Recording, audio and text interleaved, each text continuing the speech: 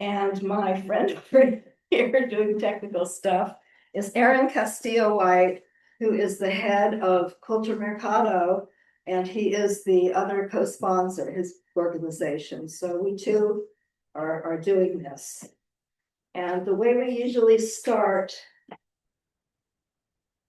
this program, it's a commemoration of a night of executions. So a sad tale, but I like to call it the poetry doesn't die. We still remember the writings. We still honor the people who put forth such memorable songs, writings, books, theater. They were incredible. So we start our yard site with a recitation of the names of those 13. We honor them. Itzik Feffer,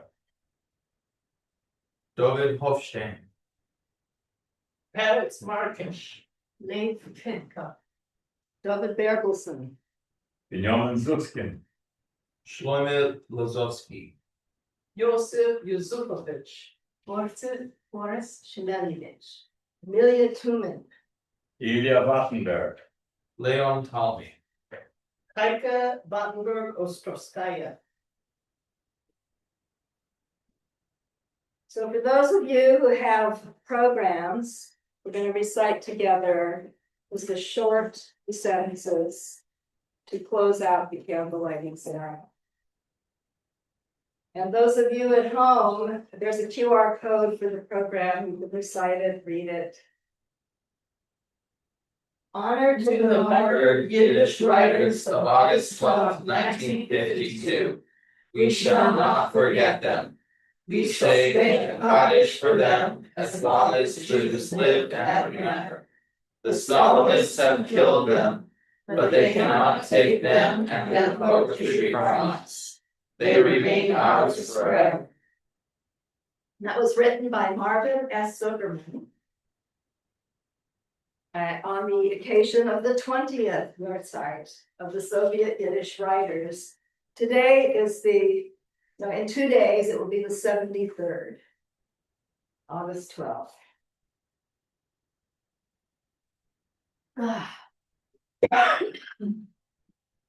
Can I say something else about Marvin? The details about his book are in the program, and the reason I want to mention something about him is because he lost his home in the Palisades fire. Oh. So if you want to order his book, the information is there in the program. And he is a good friend of the arbitrary, the Workers' Circle. Wait, yeah. Sure, yeah. Isn't it? I don't know if you were going to say this, but both the poet and composer, Feffer and Polonsky, both served in the rebellion. I was going to say it, but thank you for bringing it up. If there's anything else. Right, because I was going to talk after the song. After the, never mind, you'll hear me enough. Try again anytime, okay?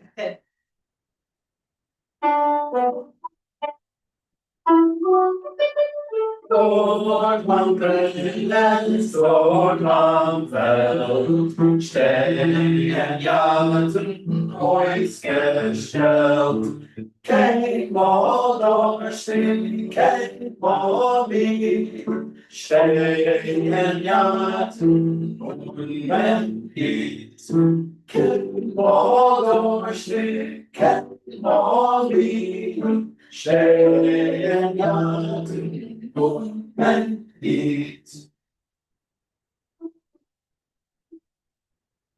Dort am Revolutionenfeld, ganze Tag und ganze Nacht, bereit ist das Einheit. Ich war schon ich war bereit, bereit ist das Einheit. Viva Troja, viva Frey.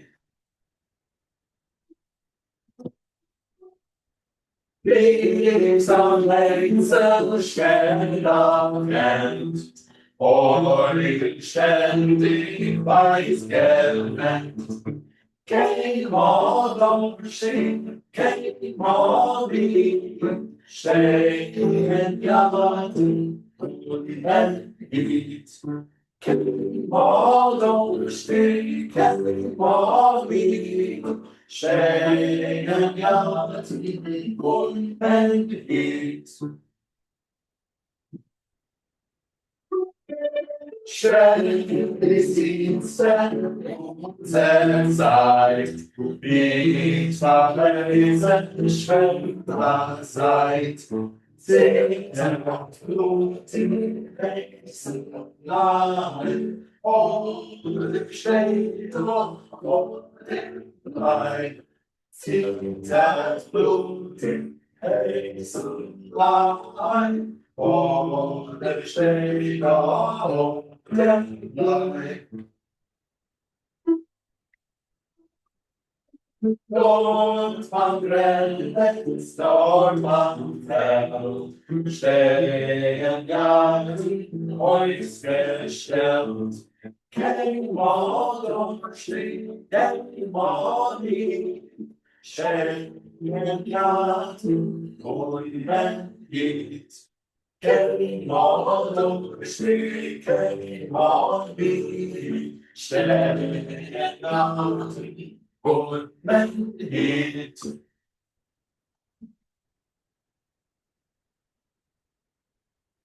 With the army. Okay. So this next song is kind of the other side of the person staying at home. The first song, Like Arme, was I just want to say that Itzik Feffer, he was very gung-ho communist and he loved all that. And in this collection, which was written by Shpola Polanski, music, it was published in 1931. So it was in the kind of the fervor and the height of the collectivism of the Soviet Union and the farms and the wonderful people building and creating things. And everybody was really gung-ho, and a lot of the Jews were gung-ho. Well, Feffer was really, really a staunch communist. And his poems of that era, like in the 20s, really reflect that spirit. And later in the program, we'll hear more songs from that era with Polanski as the composer.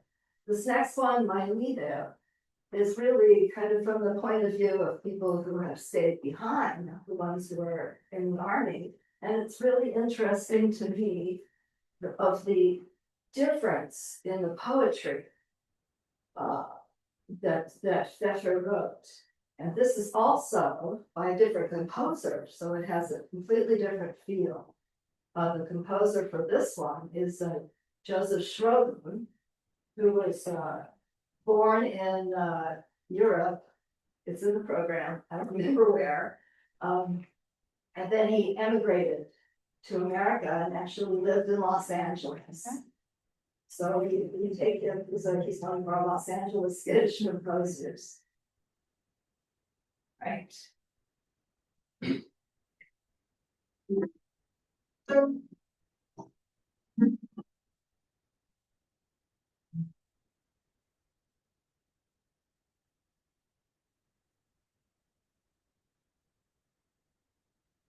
Und ihr euch kennt die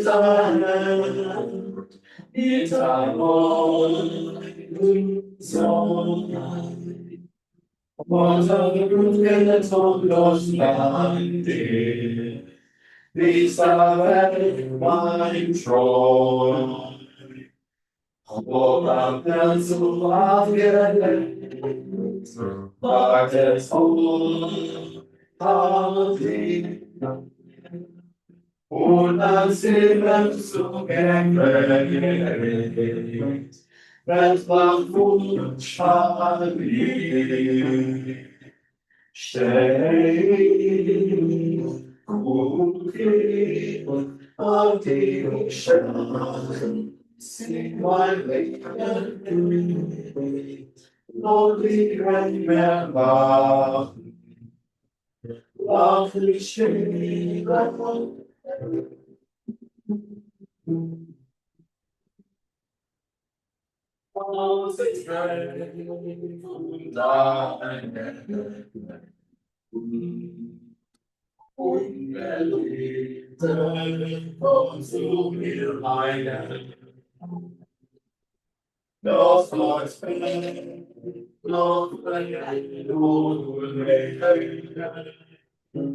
Schwarte Gottlieb, spend not in das Land.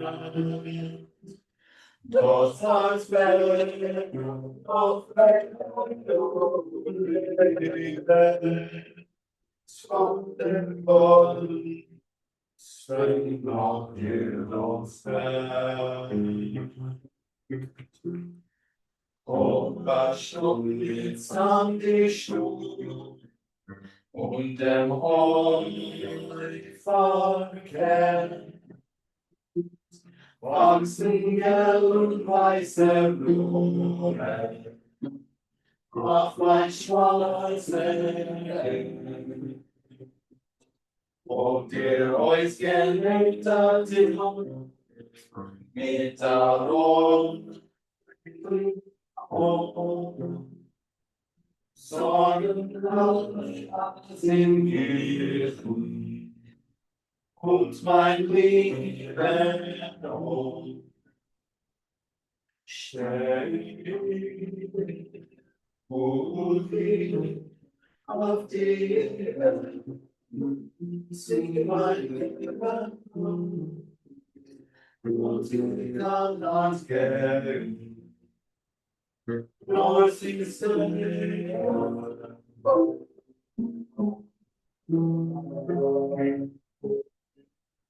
all six nine,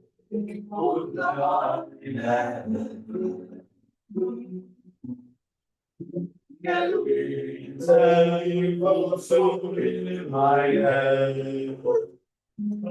Those lights bad, smoke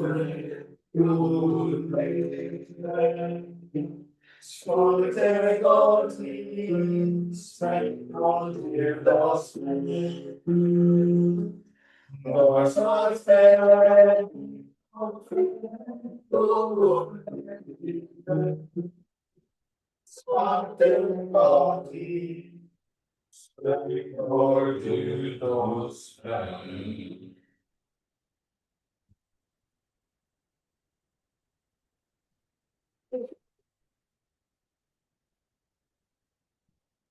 There's something interesting about the composer Joseph Strogan. He was not a trained musician. Oh. I don't know if I said that in the notes or not. And he wrote beautiful melodies. That was the one thing his daughter always said about it. And we wrote about in the book Design, the only book of music that Strogan ever had published. And it was at the end of his life, 2 years before his death. But the intro that she wrote was very interesting because she mentioned that for a time, Strogan was an actor in the Artef. Wasn't that interesting? Yeah, in New York. But his love was music, and especially music with Yiddish poetry. And he wrote beautiful melodies. That was fun. But because he didn't know harmonies as well, late in life he just started studying. He went to school and learned harmonies. So he worked with people like Walter Hillig, who helped him arrange, and a couple other famous Yiddish like choral masters. Well, Eric, what would you call Walter Hillig?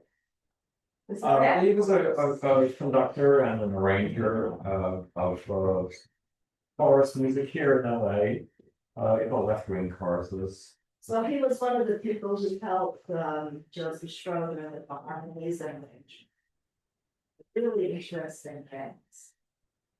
Okay, just wanted to mention that. If they sat down, so. Sorry. I do. So next on the program, we have Ariel Castillo White. Who's going to read one of Feffer's poems that he wrote. For folks following along online, the translation was just shared with comment for folks here. Sorry that it's not in person, but the one fun thing is that with Yiddish being a wonderfully expressive language, with today's translation, I have a version that I did with a colleague of mine, Rabbi Zach Golden. We also have 2 alternate translations, and what's fun is that all 3 of them are radically different in their interpretation. Just very quickly about this poem, we translated as "The Gates Are No Longer Locked." It's Zeinen Twain Menet Solution, excuse me. And this poem was originally published to our knowledge in 1929. It may have been published before that since it's highly referential to what seems like the pogroms in Ukraine. And what's interesting is that this kind of book of work, the Geklivenet, published in 1929, was published by Melucha Falak from Ukraine in Kharkiv. And that press in particular was very fascinating because they only published upstart poets and musicians. So if you go through the Yiddish Book Center, the link will be there, and I'll share that with the folks in the crowd today as well. You'll be able to go through that press and see that of the 49 works that still exist, almost all of them are works of poetry from upstart poets and works of collected songs from around Ukraine, which is really exciting. We do know from those books that about half of the catalog of that publisher are gone, and as of now, we don't have those extant books in the collection. The last thing about this is that Meyer Donsky, he has a recording of this, which you can access in a very weird way through the University of Pennsylvania's Jewish Sound Archives. You can't listen to it online because of a very strange IP thing, but if you ask the university, they will send you the link to the song. So you can listen to it for free, you just can't listen to it easily online. You have to kind of go through a gatekeeper first. So this is Zeinen Teuer mir nicht verschlossen, and it's Zeinen Teuer mir nicht verschlossen. Wie genächtigt, dort nicht getraut. Hatte Zoid den mein Seele geschossen, hatte Zoid in meinen Tate gejuckt. Erst gewähn du am Morgen vergessen, und kein Simmen hod du nicht verglitt. Ich hab lieb, wenn Wintelach testen, mein ständiger, durstiger Tritt. Hat mein Heim sich in Wersten verloren, und mein Gang ist mit Unruhe verdreht, weil der Weg ist mit tausender Jahren verweht. And the translation we have for that is, the gates are no longer locked. Over there is perpetual wandering. How then was my grandfather shot? How was my father hunted? First it was here and tomorrow forgotten, but no trace was here left behind. I love when the winds hew my constantly thirsty steps. My home is lost in the distance. My path is consumed in haze. For the road has been buried under thousands and thousands of years. And again, we'll share the other translations with everyone because it's kind of fun. Herschel Hartman, who also translated this, made sure that it matched the rhyme scheme of the poem. So just a quick last part on that. What you hear in the Yiddish is, we'll just do the first stanzas. Verloschen getot, geschossen gejot. So you hear that A-B, and while I interpreted a little more broadly in the English, with the Herschel Hartman version, which we'll also share with everybody both in person and online, you'll see that he tried to match it up. So that way it also did that A-B rhyme scheme in the English. So, thank you. Thank you. Thank you. And just another note about Herschel Hartman's translations. With all this, any poem that had music written to it that we sung, he would translate it to match the rhythm of the original Yiddish poem, and he would also try to match the rhyme schemes. So not just that poem, but all the others that are translated. Okay. So now this one, going back to Polonsky as the composer, pre-1931, and this is again the gung-ho Soviet women at the sewing machines, girls at the sewing machine, I should say.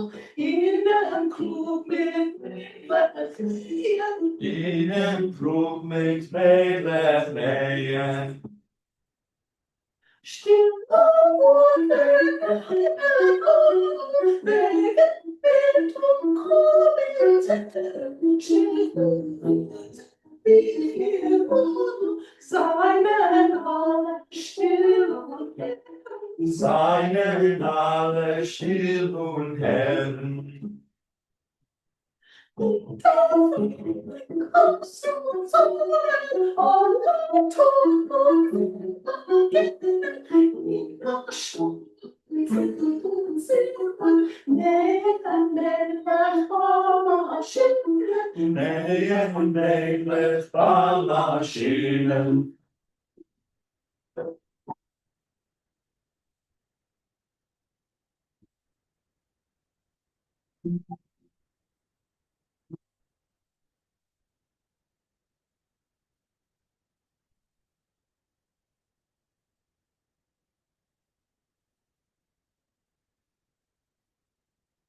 So I think Polanski wrote these really wonderful piano accompaniments to his volume. It's an anthology of songs for youths, for children. So these songs that we're playing by Polanski were taught in Yiddish schools. This is what the kids say. And getting gung-ho about collectivism and Huddle, this last song, Huddle, having a meeting with her younger workers at the sewing machine. So very interesting stuff. This next song, Planet a well, water well, is different than the other ones. And for a long time, it was considered a folk melody, which it may or may not be. It may not be an original Polanski composition. It might just be a folk melody, or it is a Polanski composition, and people just thought it was a folk song. We don't know. Well, except that Feffer is known as the poet. But that doesn't mean that Polanski actually wrote the melody to this. But it became so popular, it was Right. almost as if people. Yeah, so there were other songs in the Jewish song canon that actually had composers that were considered folk melodies. In fact, one Soviet scholar of Soviet Yiddish music told me that this was actually a folk melody, not Polanski. But I don't know if he's correct or because I never could find that out. So all I have is his word, but what is that? It's his word, right? So the subject matter of this poem is also different than his other poems. This is really, well, the well is kind of a meetup place between the boys and girls at the time, a hangout. To pick up each other, I guess. Where do you go to meet somebody in the 20s in Soviet Russia when you've got those hormones going and all that? So this is their song.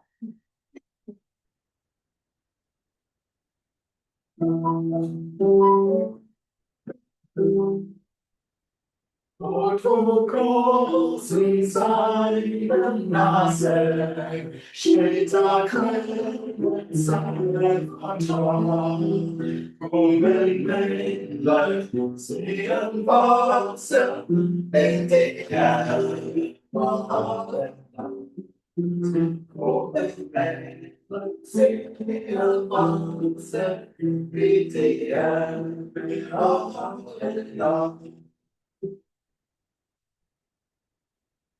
Der Sohn, wie weise werden, wachsen täglich Preußen Sohn, wo die Weiten stehen von Sternen, tanzen Jahren Helaron, wo die Weiten stehen von Sternen, tanzen Jahren Helaron.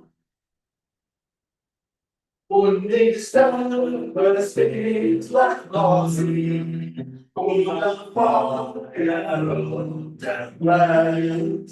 Gehen Männlein an die Rosen, mit den Herren, mit den Herren. Gehen Männlein an die Rosen, mit den Herren, mit den Herren.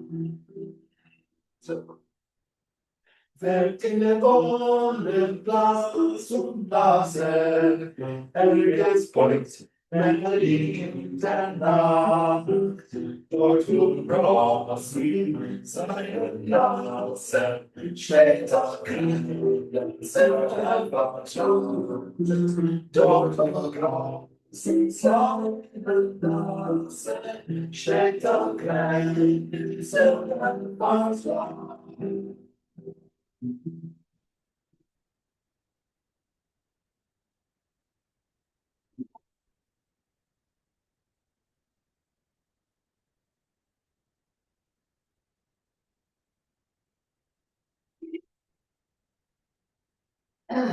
I'm talking a lot and need some water.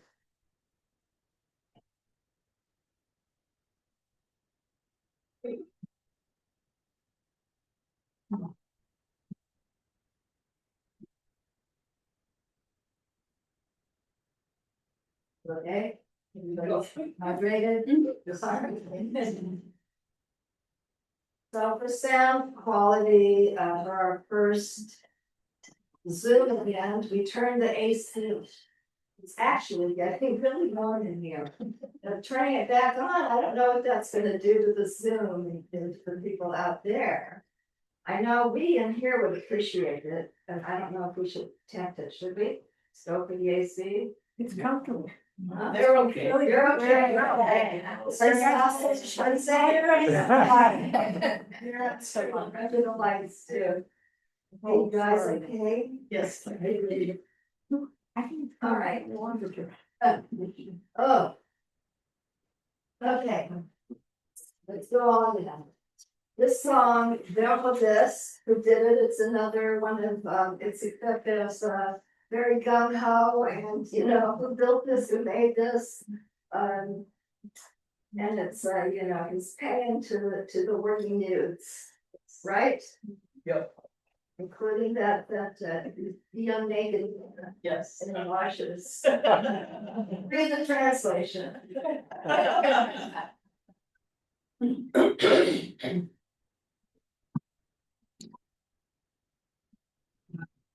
Dazu haben sie Bürgersteht und die Weid, wer Wort es gewollt, wer Wort es mit Lein und mit Siegel bei Nacht, bei Nachen der Jung und die Wort es tut der Kuhl, auf der Turbustanz dort allein. Der Wort es gemacht, der Wort es gemacht, also jung, also rein. Danach wird der Jung von die Wort es der Kuhl, auf den Reut, wo sie sein, frisch und frisch. Wer Wort es mal lesen, wer Wort es und der Geburt auf den Tisch. Anna kennt der Jung von die Wort des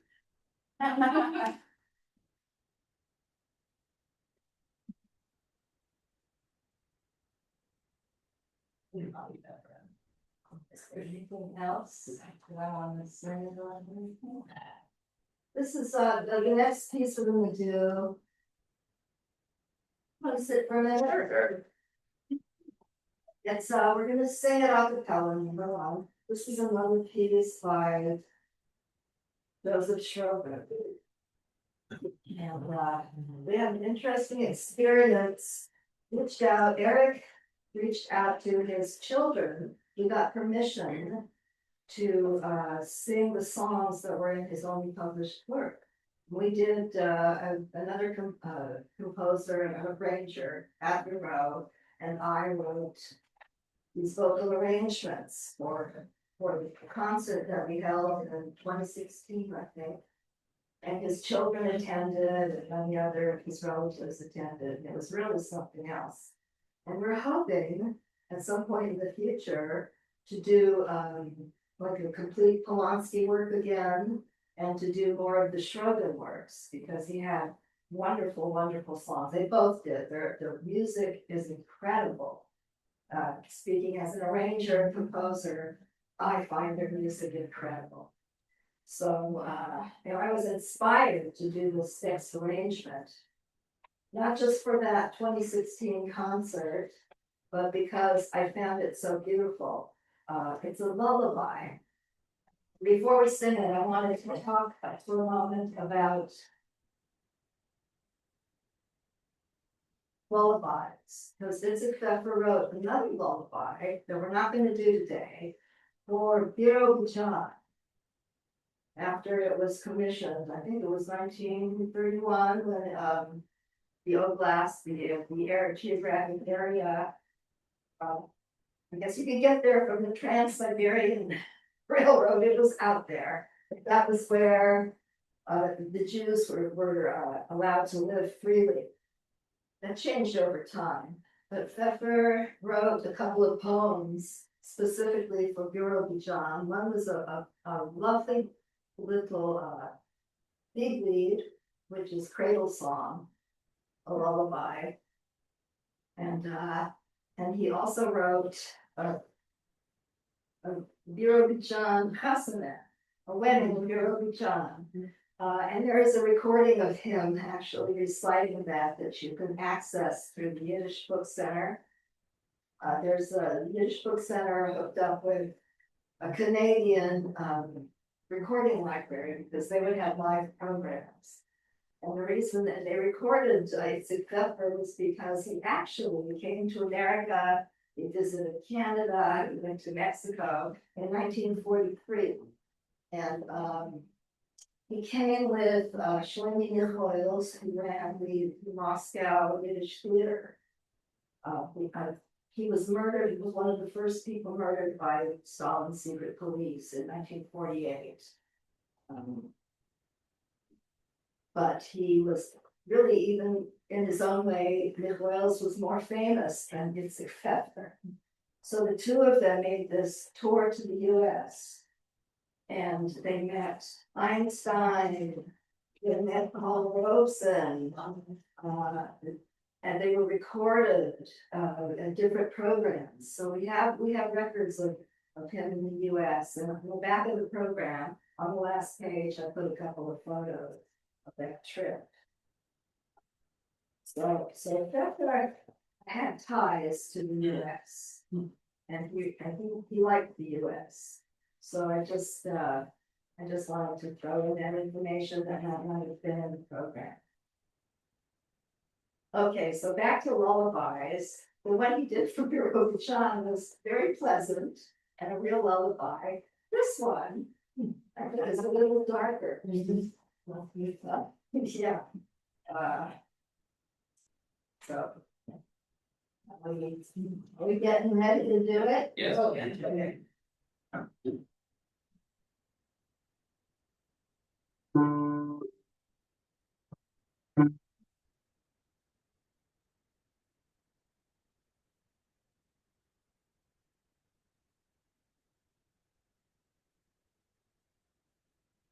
Schlaf mit Kindleins, schlaf mit eins.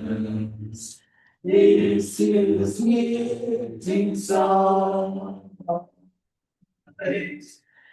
Es ist wohl sterben das Feiern. Sklaven Dach und Scheiß.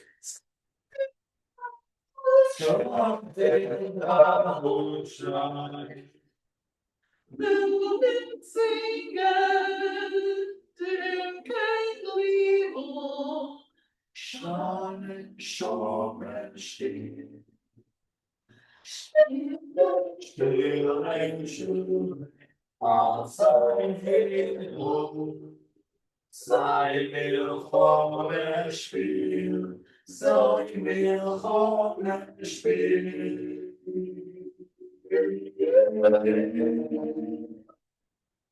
Schon wie Kind meins, selbst wartet, unser mächtig Lied.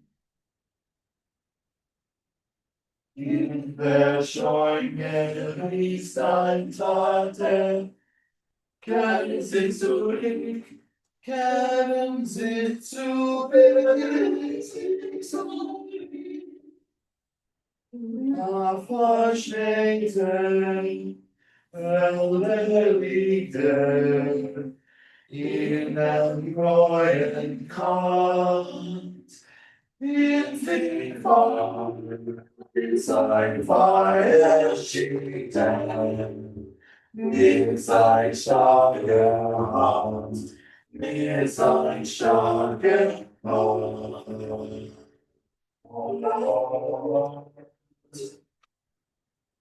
Schlaf nicht in Angst, gegen Hilfe, wachs und beug sich an. Durch den Flamm und durch den Wiese liegt ein Tatenschutz. Liegt ein Tatenschutz.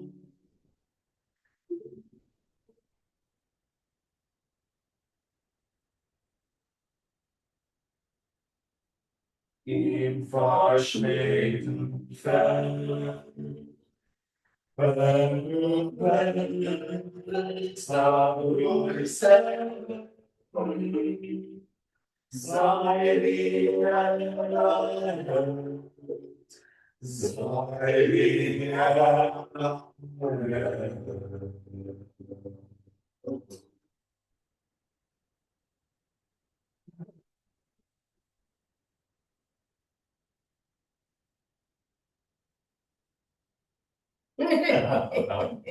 Yeah, let's move on.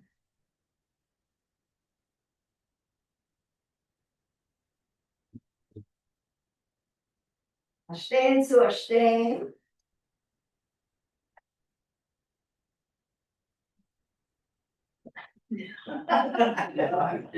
Spitz. Good. All right.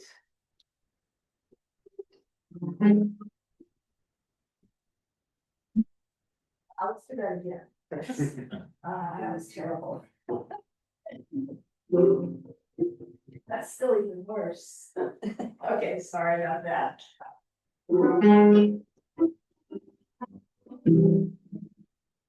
Even der Weltschend mit kommunistischen Gang, zu Recht und Anstand zu Anstand, Millionen Welt mit der kalten Gerät, zu Recht und Anstand zu Anstand, überschreibt und steht sein Leben hinterlegt. Amen, so amen, unterstehen, zu unterstehen, nichts ist heute, und die Hand, und die Fiss, von dem, ist aber zu verwandt, unterstehen, zu unterstehen, erfordern, nicht vom jüngischen Trost, und gleich ist Tag, und gleich ist Schoß. Und morgen beschäftigt mit kommunistischen Kram, aber es zu verbrennt und anstatt zu erschrecken.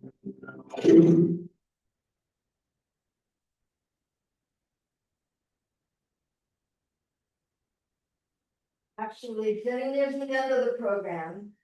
And in the beginning, that there was this love song.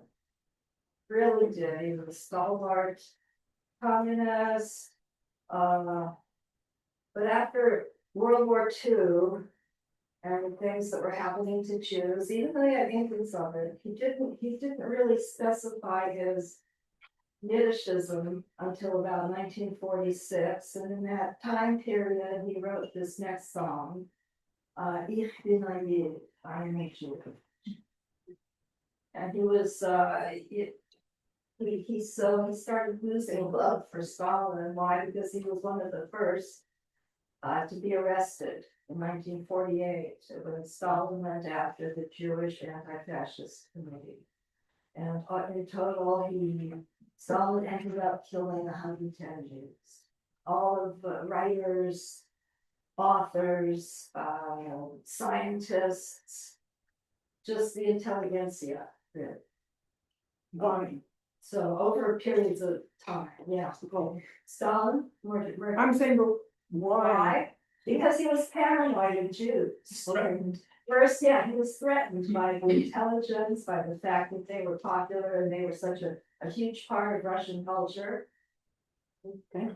Yeah, I really asked you. No, I'm glad you asked. These are good questions. And I was alive and I don't remember. That's why. well, they wouldn't allow Jews to emigrate to Israel. Remember that, those days? Yeah, so those were in the years after he had, Stalin had executed all these people who were associated with the Jewish Anti-Fascist Committee. And so there were a lot of worldwide protests trying to get the Jews out of Israel, because by then Azerbaijan was just, it was not really Jewish anymore. They used to use Yiddish and print things in Yiddish in that area, but gradually more and more Russian crept in and the Yiddish went away, and he made them physically go away. But he also kept the Jews in Russia and would let them emigrate. They weren't allowed to emigrate. You remember those days, yeah. So, very good question, thank you. Well, Israel was really almost at the center of this, because when Israel was founded in 1948, Stalin was afraid that the Jews in the Soviet Union would either emigrate or would identify with the Jewish state and not with the Soviet state. So they would separate, their nationalism would be diluted and also Israel was becoming more and more allied with the West and the United States. So it was part of the whole Cold War. Yes. Thank you. Are there any questions from the people on Zoom? I have a question. The translation is really different from Hartman's translation.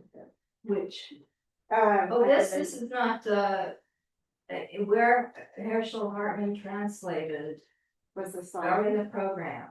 I put down his name. as Yeah, part I'm of just saying the it. translation seems really different. Well, Herschel Hartman, again, tried to, use scansion and rhyme, and yeah, it's quite different. So this is actually more to the words. To the words. Yes, they're actually here. So Herschel Hartman's translations can be fanciful or poetical.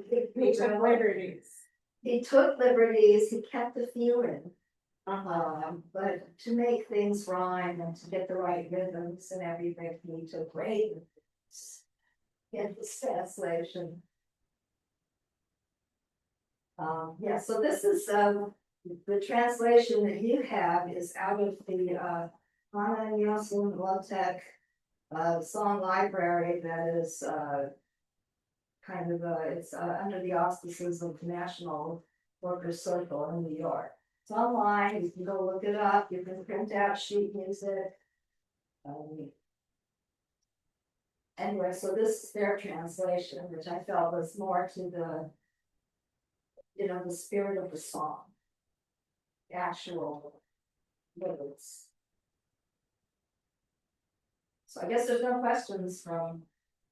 Oh, good. We're gonna feature Eric Gordon on Ich bin Idee. So this was, so Feffer just he claimed his Jewishness as he got older and older, and this period around 1946 to 48, after World War II and the things that the world had done to Jews, he proclaimed, I am a Jew.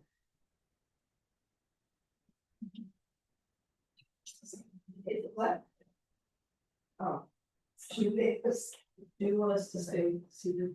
Yeah, you stay seated, and if you want to come a little more center, you could do that. No, okay, stay to the left. No.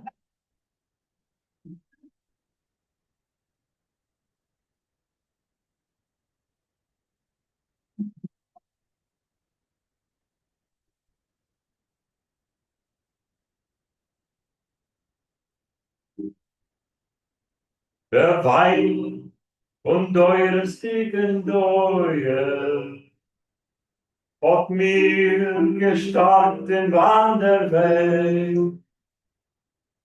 Die Weise Schwert von Pein und Treue hat nicht vernichtet mein Volk, mein Volk, mein Gläuben und mein Flehen. Sie hat mein Freiheit nicht geschmäht. Von unter Schwert hab ich geschrien. Ich bin ein, ich bin ein. Der Flug erschneit von Rebakive. Ich hochme von Jeschaias Wort. Genährt mein Durst, meine Liebe, und sie mit Hass zu neu geformt. Der Schwung von Makkabäer Helden, was kocht das Blut in meinem Sied, und alle Scheiter schlägig werden. Ich bin ein,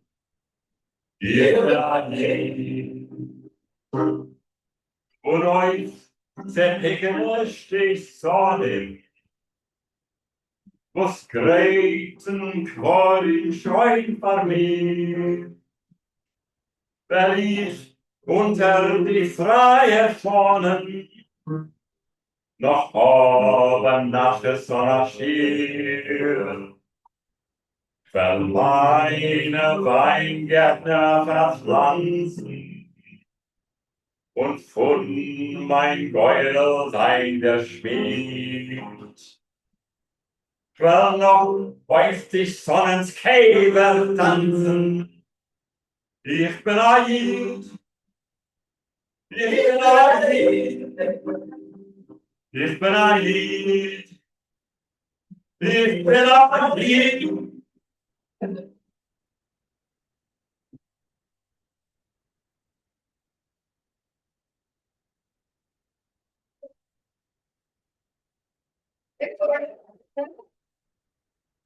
Ari Friedman,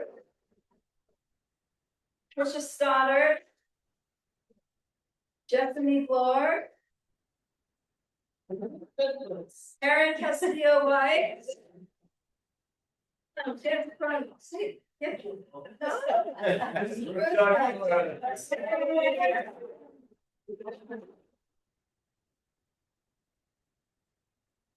Please come back in the future for more programs. And hopefully you can do it online or you can do it in person. Enjoy the refreshments.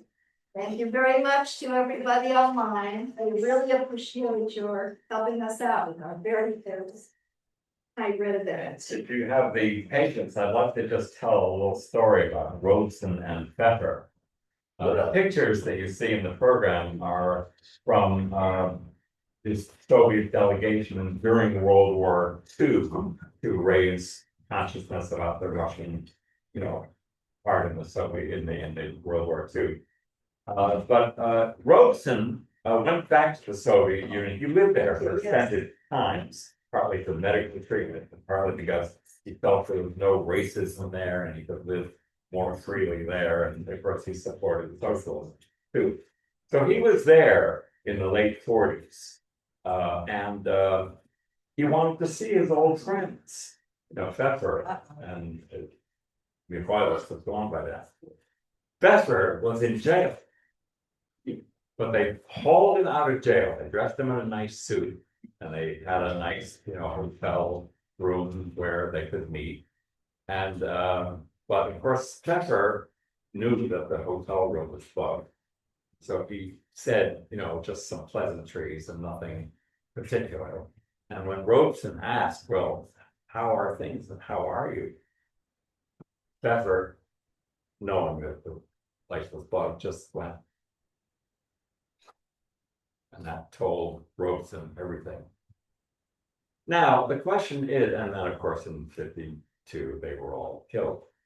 The question, which is, I don't have an answer one way or another, and you might come up with another answer too, is that the question is, should Robeson have gone back home and told the world about what was happening to these people, not only Jews, by the way, nationalists of any of the nationalities in the Soviet Union also were undergoing this kind of purge. Purge is a nice word for what's going on. But should Robeson have alerted the world? Should he have sided with the United States against the Soviet Union in the middle of the Cold War? Should he have said something? Obviously, internally in the parties, they knew what was going on. But did they want to leave the Soviet Union stranded in the Cold War in this war against imperialism, colonialism? Kind of. So it's a moral question of what to do, whether to speak up or whether to speak privately, if you could, to your friends and comrades abroad and at home. It's a similar thing to what we experience now with what we people on the left who want to support, let's say, Venezuela or Cuba. Not such great things happen there as a lot of places. No place on earth. So, do you ally with imperialism against those struggling third world countries and who are kind of in their own way making it better for their people, or do you not? Do you speak up? I mean, is there any one real answer you can give to this? Why are those the only options? That's right. Citing imperialism and keeping silent about everything with Stalin. I mean, there were people who Stalin had been murdering communists for quite some time at this point. And there were communists who were already criticizing Stalin. And they claimed that they were supporting imperialism, but that's not what they were doing. They were sticking by their principles. That was like, Yeah. Yeah, I mean, other things go on too. In 1965, for instance, there was an attack on the communists or supposed communists in Indonesia. It's estimated that up to 500,000 people were just slaughtered. Did we hear about this in the West? So it's complicated. There isn't an easy answer. Well, if you don't respond in some way to expose it, then you're just really giving fodder to the imperialists even more to say, like, look, and continuing to do what they're continuing to do to people. But I don't think that we are still a racist country, but in 65, we were even more. And Robeson, from what I hear, I'm not a historian, really was treated badly. Oh, yeah. Yes. And I don't know, I think goes into it. I don't think you can make it clean and say he was a white Christian. You know, I mean, I wouldn't have told if I was him. Well, you would probably be, you know, kicked out of both sides of the word, both sides, Yeah, literally, I mean. because, you know, Communist Party didn't want to hear that stuff. Well, these Wilson are, you took know, a lot of flack and had a lot of concerts canceled and, you know, there were things Yeah. going on. There or here? Here, Yeah. That's what I thought. Yeah. I was saying, he had a lot of. he had a lot, Crap, and, you know, right, you know, it's like the way I feel now. Personally, when I go tell Trump something good, no. No, I'm serious, the kid, they would score him points or something. I think you gotta take the time. First, you gotta find something good. And then there's. No, I'm with you on that one. well, that's sort of a, Well, you can see the dilemma that people have, Yeah. because really you're gonna get shit from every side, right. basically.